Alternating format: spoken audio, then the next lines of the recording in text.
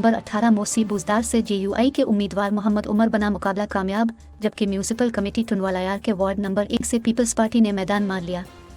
टुनवालायार में होने वाले 2 नशिस्तों पर ज़िमनी बल्दियाती इलेक्शन में टुनवालायार यूनियन काउंसिल नंबर 18 मूसा बुजदार से जेयूआई के उम्मीदवार मोहम्मद उमर बना मुकाबला कामयाब हो गए। म्यूनिसिपल कमेटी टुनवालायार के वार्ड नंबर 1 में पीपल्स पार्टी के उम्मीदवार जफर अहमद सेनरू ने 2275 वोट लेकर भारी अक्सरियत के साथ मैदान मार लिया, जबकि मदी मुकाबिल आज़ाद उम्मीदवार सिर्फ 26 वोट हासिल कर सके। सुबह से ही तमाम पोलिंग्स पर पीपल्स पार्टी के कैंपस में गहमा गहमी नजर आई, जिससे साफ जाहिर हो रहा था कि पीपल्स पार्टी भारी अक्सरियत से कामयाबी हासिल करेगी। ये जो नशिस्त है वार्ड नंबर 1 की, ये पहले ही पीपल्स पार्टी ने खाली की थी, अब दोबारा पीपल्स पार्टी भारी अक्सरियत से कामयाब हुई है।